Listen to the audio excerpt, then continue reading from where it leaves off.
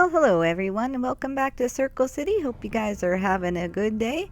If you remembered, in our last episode, we built the exterior of our bookshop, and today it's time to get started on the interior. So we're going to be starting out, obviously, by putting a floor in, because we can't really do anything without a floor.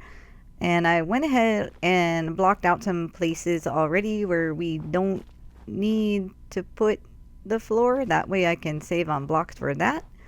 So for our floor, we're going to be using clay and cyan terracotta and some brown concrete. So we're going to pretty much be doing a checkerboard here with a random brown block every so often.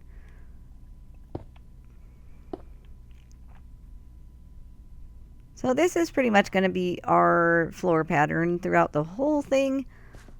So pretty much a checkerboard using the clay and the cyan terracotta with a brown concrete, kind of every other cyan in the pattern. So now that I have at least this part in, I want to put in our first little display so that we actually have something to talk about while I'm doing all this. So let me knock those back and get some other things out. So this is going to be our recommended reading display. So we're going to just throw those like that. We're going to put a couple of lecterns in there. We are going to put a little bit of light up here so we can see this better. Hang some lamps down from there. Get rid of this torch because we don't need it anymore. Gonna put an item frame there, there, and then up here we're gonna put a couple of signs. I'll get back to those. I tipped that one because I forgot. And of course it starts raining again outside. Okay, make sure that those are straight. But I think it'd be easier just to break down some of our bookcases for the books, as opposed to, crafting more books since we got so many out of the stronghold. So I'm just gonna put a book there, book there, book there. Rotate these a little bit so they don't look dumb. I think that's good. Should I turn?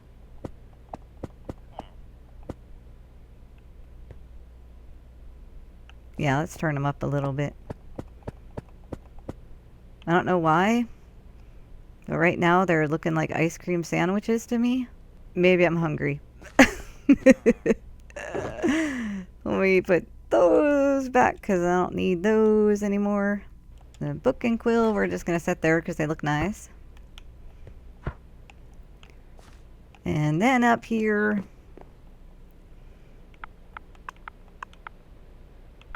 got recommended reading. And now I'm going to put in a name. But I think I'm going to put it in the middle here. And our recommended author for now is Sam Hooker.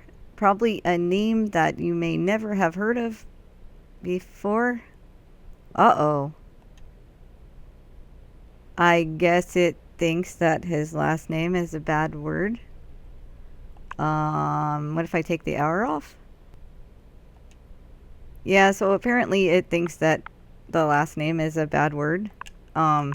Which it isn't. I promise you that's really his last name. So I'm just going to leave the R off of it. Sorry, Sam. Wasn't expecting that. So that's annoying, but we'll get past it. So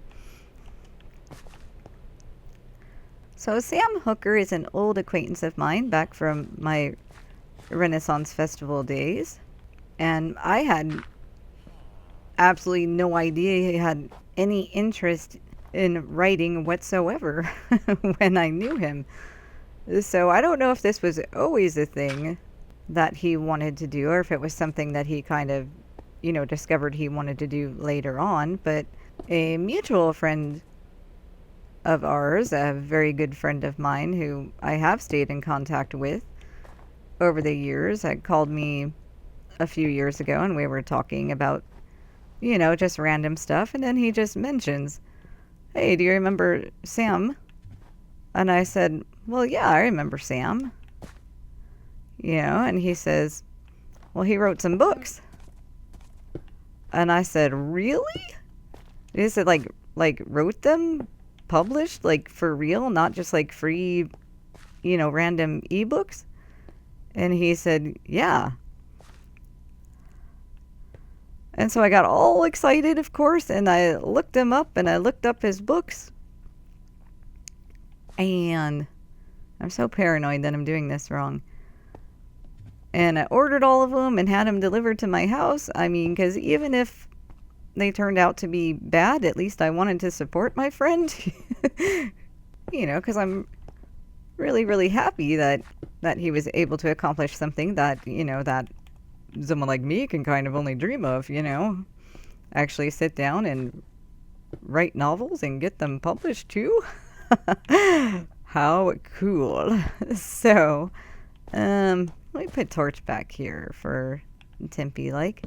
So, he actually wrote 4 books, like, by himself. I think that there were 2 books where he wrote like short stories for compilations books. I didn't bother getting those, but I got the ones that he'd written all by himself. And 3 of the books are in a series that is called it's called Terribly Serious Darkness. It's the name of the series. The first book is Peril in the Old Country. The second one is Soul Remains, and the third one is Now Before the Dark. The last book, or actually, it might have been like the first book that he wrote, was a standalone novel called The Winter Riddle. So I started off with the Terribly Serious Darkness series. I read a couple of, the reviews that people write, not like reader reviews, but the like the reviews that are written to give you publicity. And one of them had compared him to Terry Pratchett. And I thought that this was just a ploy. It's like, oh, surely if we mention a great author's name and compare him to Sam Hooker, then more people will read these books because they'll think, ooh, I like Terry Pratchett, so I'm going to like these. And so, like I said, man, I thought it was just a ploy to get, more people to read his books. And it kind of turns out that it wasn't a ploy at all. Because his writing style is kind of comparable to Terry Pratchett. So it was pretty a nice surprise and pretty cool. Ultimately, of course, I read all of the books and I enjoyed every single one of them. They are quite funny and, of course, very, very entertaining. And when I do say that he writes like Terry Pratchett, I'm not ever going to say that it's like a direct copy. I mean, it's pretty obvious that his intent was not to copy Terry Pratchett at all. It's just like the reference that I can see that makes him like Terry Pratchett is the fact that while he is writing, he will at times interject, funny little comments. And this is probably like the only bad thing that I can say about the books. Because in the first book, in Peril in the Old Country, he did this so much that it got a little distracting. Like to the point where, like, even reading it, I was like, oh, come on, Sam. You need to quit at some point because, I need story here. How do I say? Like for instance, there was a part where there was a dialogue happening between 3 different characters, and he interjected like so many of these, kind of random comments between their dialogue that I had to back up and just read the dialogue part so that I knew exactly, because I kind of lost the track of what they were actually talking about. So I had to backtrack and read the dialogue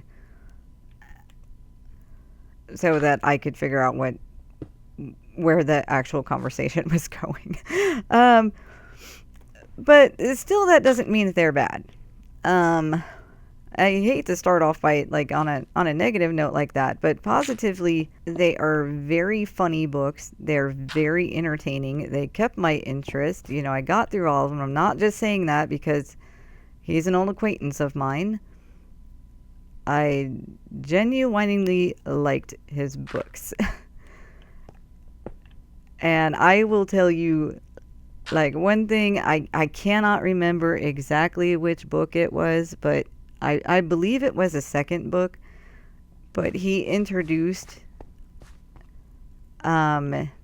his fairy characters into the book. And it was so funny because, like, I didn't have any idea what to expect from his fairies. So to give you a little backstory here, when I went to the Renaissance Festival, I did play a fairy. So when I say that I played a fairy, I mean that I had the costume, the character, I had everything. Even though I wasn't an official cast member, I was there doing all the things.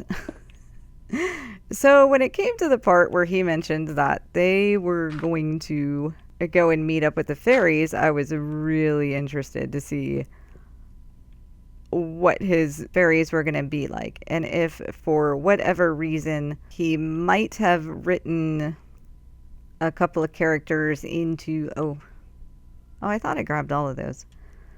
That he might have written like a couple of the fairy characters in from the festival that we went to. I don't know. It's just one of those thoughts that I had. Not that I was expecting like myself to be written into his books or anything like that, but inspiration for writers comes from, many places. So I just thought, well, maybe there might be a character here and there that I recognized. It turns out he is way more genius than I thought. His fairy characters were absolutely nothing like I ever expected them to be. And they were the funniest, some of the funniest characters that I've ever read in my whole life. So I don't want to spoil it. In case you want to go and, seek out his books and buy them. Unfortunately, they have been out for quite a while, so finding them now might be a little bit problematic, but they are still out there if you can, you might have to look a little bit harder, but you will be able to find them if it is something that you're interested in, that you want to read. That one's wrong. Gosh darn it.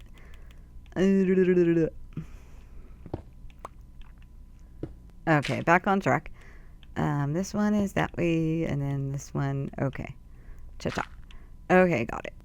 So I will let you know that there is no adult content, that there is no adult content, in the book. So they're pretty well good for most ages. If you're like maybe younger than 13, you might not want to read them just because the subject matters might not interest you so much. I mean, because basically the main character is an accountant. So I don't know that, say, an 8-year-old might be interested in reading about a main character who's an accountant. And I will say that, that they might not be the best books that you've ever read in your life, but they are certainly entertaining and just, good for, what everybody reads for. is to read a story that's entertaining to get stuff off your mind. um, I need to go get that. Drats. All right, so that is our floor. So I think we'll start with the bookcases, with the bookshelves. I keep calling them cases, but they're actually called shelves. But this way I can get our lighting in and it won't be like I can get rid of the torches that are on the ground. Because I will say that lighting in here was a bit of a problem for me. And I tried many, many, many things, and I didn't end up liking anything that I was doing. And so I just resorted to doing basic lighting. So, yeah, I apologize for that, but I think it'll be okay in the end.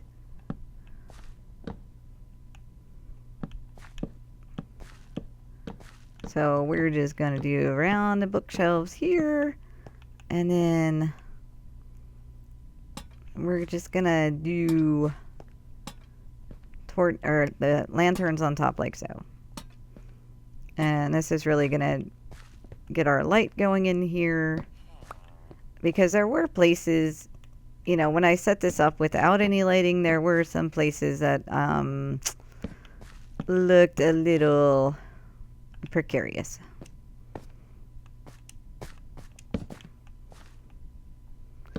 And plus, you know, you don't want a bookstore that's, oh, this is, I'm gonna have to pickaxe it.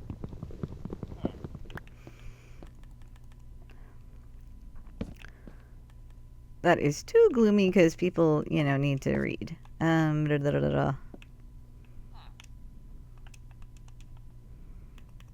Scaffolding. I wonder if this might be easier just to go. Yeah, so basically lots of bookshelves going in, and I wish I could reach that.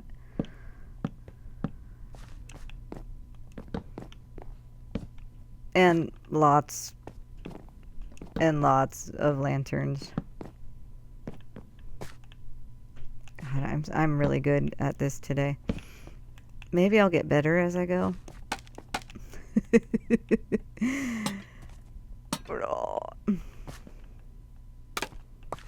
So I guess while I'm doing this, I can mention a few of the other authors that I've really enjoyed reading. Of course, I've already mentioned Terry Pratchett, and if you haven't read any Discworld books, you're definitely missing out on a lot of humor, a lot of good stories.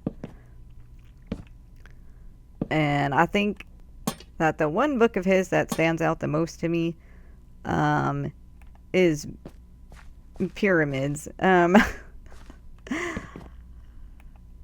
mainly because of the camels in that book. Oh my gosh. If you've ever read that, if you haven't, I mean, the overall storyline might not be my favorite, but those camels, man, had me laughing so hard, like every time. So, yeah. Definitely love some Terry Pratchett. And another author that I have really enjoyed in the past was is Terry Brooks. But some of his series kind of, you know, it's like I like some of them and then others I don't really care so much for. So the first 3 books in the Shannara series I really, really like. The Sword of Shannara, the Elfstones of Shannara, and the Witch Song of Shannara. I love those to death. Very, very good. I also liked his Landover series, the Magic Kingdom for Sale, and the other books in that series. I think he got maybe a little bit of grief for that because I think the fans at the time really wanted more Shannara books, and then he came out with this kind of offbeat series. But man, like, they seem a little wacky at the beginning, but when you start reading them and you get into them, they're really just really well written and very good storytelling.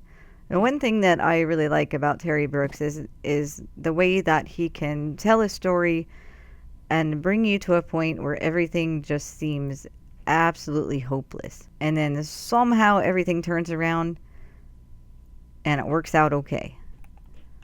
I mean, it doesn't mean that it's not without, certain cost. But I've really, really enjoyed his writing style over the years. The other series that he wrote, the Word in the Void series, really like those. Very, very good. Okay, so I got all of our books in with my, 3,000 lanterns on top of everything. But it's kind of necessary, unfortunately. We're going to leave that torch here. These other torches I can pull out for now. Yeah, because I don't really want any, weird debris on the floor. So I think next off we're going to deal with our little checkout area. So I'm going to need to collect my things for that. Okay, so going around this, we're going to use some beehives, and I have to make sure that I position them in the right way. Let me try that way. Is this... I think I actually... Yeah, I actually want them this way. So let me throw those in there.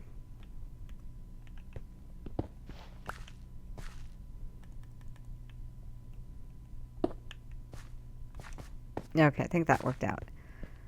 So I like using the beehives for the shelves here because, I get tired of just looking at oak planks and everywhere. I think everybody does. So I'm always trying to find alternatives to them. And these kind of work out as a pretty good alternative to using just, boring planks. And the good news is I'm pretty sure that we're far enough from our bees that they're not going to get attracted to these to use as houses. So, because that would be kind of unfortunate to have, bees coming in and out of the bookstore.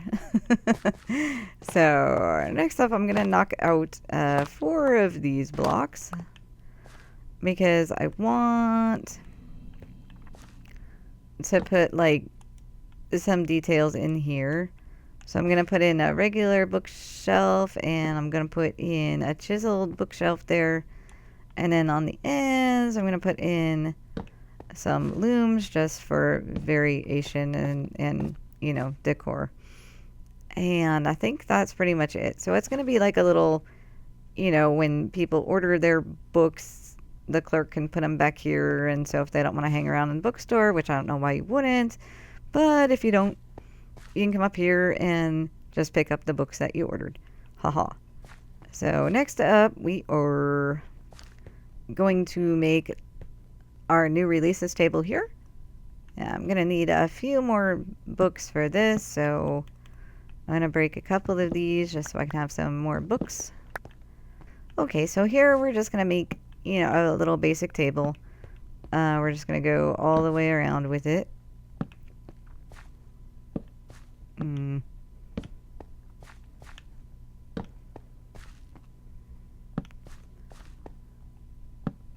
I mention before how good I am at this? In the middle here, we're just going to make a little lamp.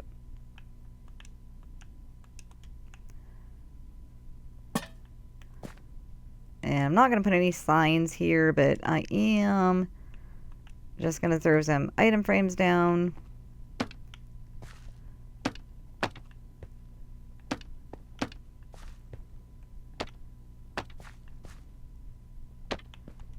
And we're going to throw some books in there so they look, like there's books on the table.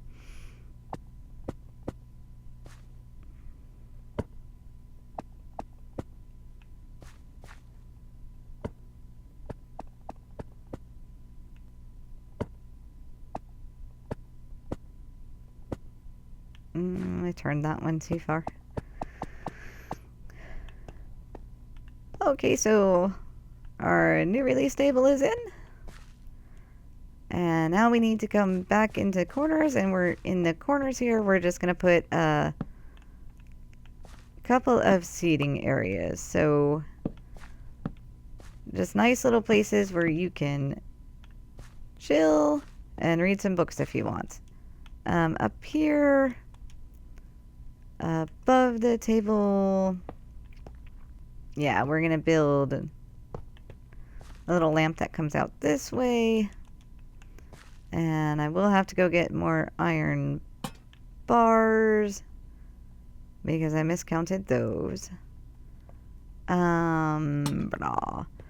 And I could have made this like a lamp attached to the table, but then the iron bars attached to the wall all the way down, and it just looked a little bit funny. So I'm just gonna leave it at that just so that they have some light. And back here we're going to have another seating area.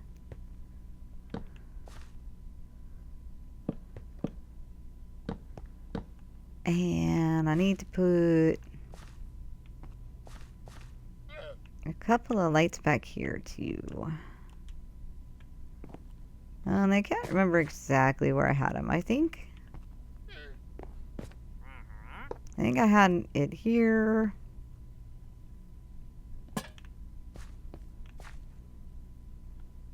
And maybe the other one was just, whatever. It'll all be fine. I got 2. There, yeah. Okay. So that's that little seating area. This one kind of bugs me. However, I think it might bug me more if I take it out. But let me look at it. Let me take it out and look at it.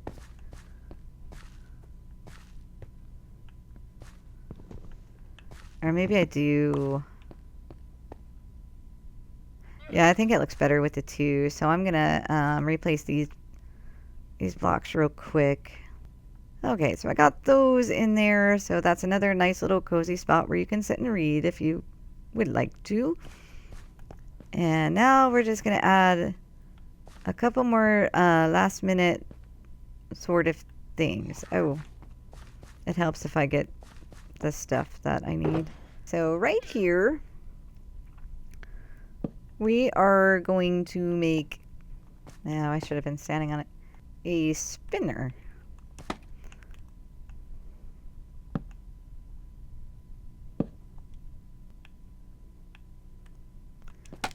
With a light on top of it, of course, because, yeah, you just can't have too many lights. Because most bookstores that I've ever been into always has, like, a spot where they sell cards. So, this is going to be our spinner to hold our cards.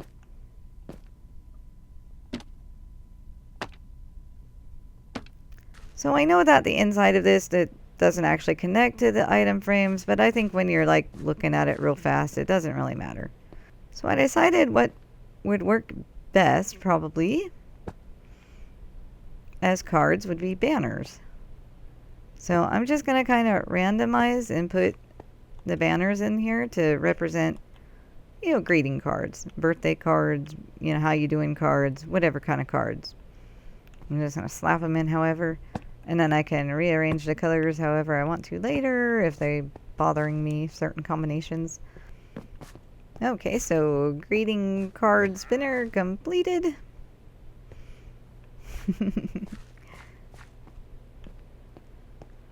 And then the last thing I'm going to add is I noticed that this wall right here was very, very blank.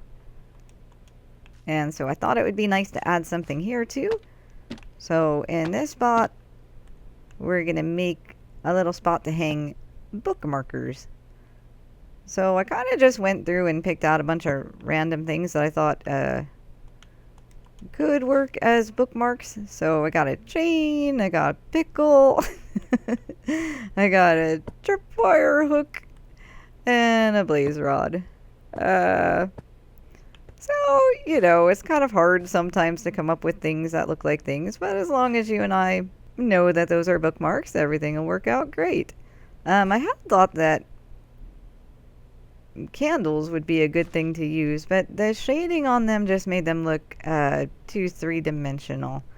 So I kind of got rid of the idea of using candles as bookmarks and just decided to go with these. And then I have just one thing left that I have to do, which is going to be kind of annoying, but I'll get through it. Which is on the ends of all of these, I'm going to put oak trap doors. Which isn't really my favorite idea here. Like, I kind of wish that I had other, like another solid trapdoor that would work better, but I didn't really want to use like spruce trapdoors in here, and I didn't want to use the dark oak either. And those are, definitely, certainly not birch. That would look horrible. So I just have to go with what blends in. So I'm just going to stick with the oak here. Alrighty. So there it is, 100% complete. The interior of our bookstore is done. Oh, I really want to go shopping here. But anyway, so to our right as you come in is our recommended reading stand. And right in front of us is our new release table. And then, of course, our delightful aisles and aisles of books. We have our spinner for our greeting cards. Nice little reading area back here. And more books. More lovely, lovely, lovely, lovely books. And another little sitting area back here. And then when you've taken as much time as you want to and decided what all books that you want to buy, you can bring them up here to the little counter to purchase them and then go home a very, very happy person. So I was trying to make my clothing, and that blue wool was just bothering me so much that I just went ahead and, took it out. But anyway, I hope you guys enjoyed this episode of us, filling in the bookstore. And I really could go on and on and on about all of the books that I've read and how many that I like and even a few that I didn't like at all. But I'm pretty sure that that's all that we have time to do for today. So just so you guys know, I have a lot of big plans to make. So my episodes are probably going to be slowing down a little bit because I really need to crack down and plot out some larger projects so that I don't just willy-nilly start throwing everything everywhere and then deciding that I don't like it in the end. So bear with me for a bit and I will come back when I have some stuff figured out. So for now, I just want to thank you guys for stopping by. Thanks for hanging out with me. And I will see you guys in the next episode. Bye bye.